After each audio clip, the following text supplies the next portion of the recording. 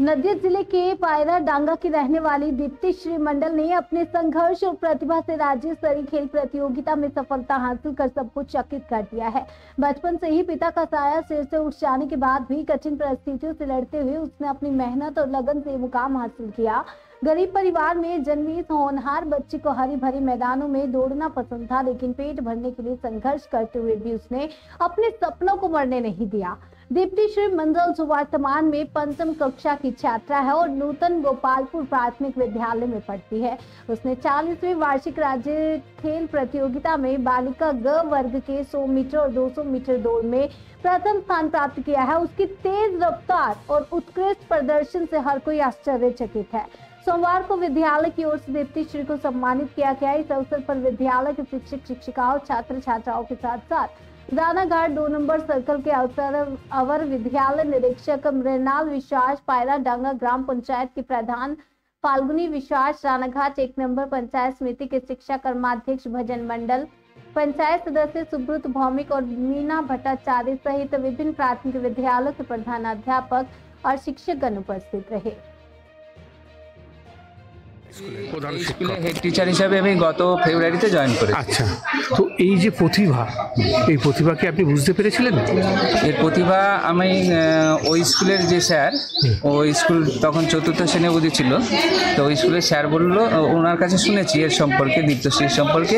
তো উনি যখন আমাদের স্কুলে ক্লাস 5 আছে বলে বললো যে আপনারা নেবেন, আমরা বললাম অবশ্যই, এটা আমাদের গর্বের বস্তু। আমরা যদি ওকে নিয়ে একটু লালন পালন করতে পারি, আমাদের ওর তো ভালো হবে, আমরাও গর্ববোধ করব। তার জন্যে আমরা ওকে যতটুকু পেরেছি, আমাদের বিদ্যালয়ের শিক্ষক বিশেষ করে অরবিন্দ, সোমনাথ, ওর পিছনে যেখানে যেখানে খেলতে গেছে সেখানে ওরা গেছে, ঠিক আছে। ওকে মানুষ যে মেন্টাল সাপোর্ট সব কিছুই। একটা মেয়ে, একটা ওর বাবা নেই, মার কাছে এরকম মানুষ, তার উপর জেলা থেকে রাজ্যে, এটা কৃতিত্ব তো কম কৃতিত্ব না। কৃতিত্ব মানে আমরা তো তার মানে কি বলবো, যে ওর কৃতিত্বে আমরা অভিভূত, যে ও এতটা করে দেখিয়েছে না। হ্যাঁ, আমরা তার মানে অভিভূত হয়ে গেছি। কি নাম আপনার? আমার নাম রবীন্দ্রনাথ মুন্ডি। আপনি কোন স্কুলের প্রধান শিক্ষক? ছোট সবাইকে একটা অ্যাথলেটিক্স করার স্বপ্ন দেখছে, তাই দুস্থ বলতে বিশেষ করে ওর বাবা নেই, সেখান থেকে আপনি ওর মধ্যে কি দেখেছেন যে মেয়েটা এতক্ষণই ভালো পারফরমেন্স করতে পেরেছে? এ কি মনের জেদ, না ওর ভেতরে কিছু কোয়ালিটি আছে? ট্যালেন্টেড আছে, গড অফ গিফট।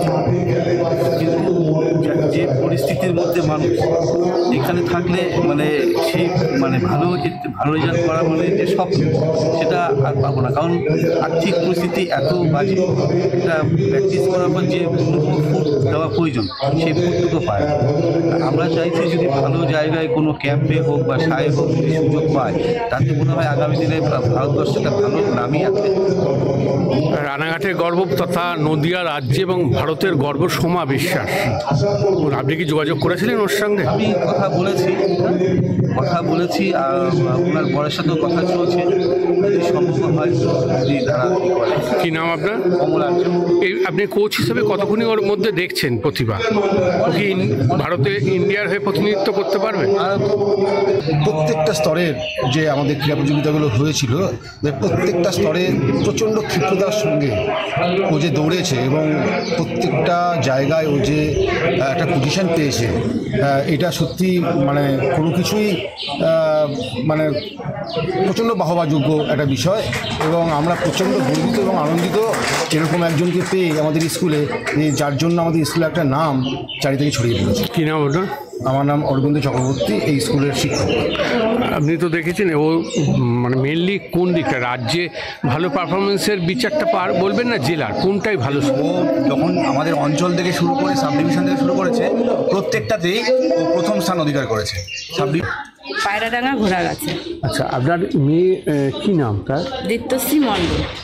ছোটবেলা থেকে কি ও দৌড়তো ফোড়তো? হ্যাঁ, ছোটবেলা থেকে খেলাধুলা করছে।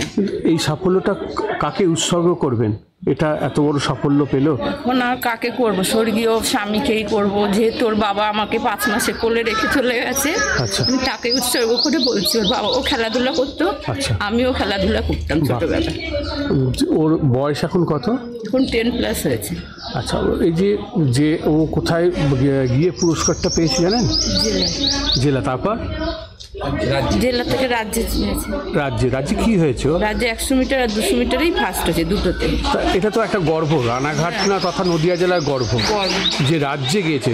তা এর জন্য কি আপনি কোনো কোচ বা কাউকে কাছে বলেছেন যে তাকে? কোচ আছে, ছেলে মেয়ের কোচ আছে। যদি কলকাতায় চান্স পায় বা সোমা বিশ্বাস যদি নিতে চায়, আপনি কি দেবেন মেয়েকে? ইচ্ছে আছে দেওয়ার। কথা বলেছেন সোমা বিশ্বাসের সঙ্গে? না, বলিনি, আমার তো সামর্থ্য নেই, যেহেতু স্বামী নেই, আমি একা, আমি দুটো ছেলে মেয়েকে মানুষ করছি। আচ্ছা, এখন যদি সুযোগ পাই, ইচ্ছে আছে মেয়েকে দিয়ে দাও। আপনার এত বড় যে সাফল্য কিভাবে দেখছেন?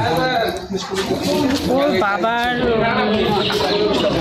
চেষ্টা বা ওর বাবা খেলাধুলো নিয়ে, ওর বাবাও খেলাধুলো করেছে ছোটোবেলায়, তো ওর বাবা খেলাধুলোতেও আর খেলার স্যারও ওর সঙ্গে সহযোগিতা আছে বা সবাই নিয়ে ওকে খেলাধুলোটা করাচ্ছে। ও জেলাতে তো কি হয়েছে? ও জেলাতে 3rd হয়েছে, আর বছর রাজ্যে গেছিল, ও রিলেতে ফার্স্ট হয়েছে, আর হিটে গেছিল 2nd হয়েছে, তো ফাইনালে কি 4th হয়ে গেছিল।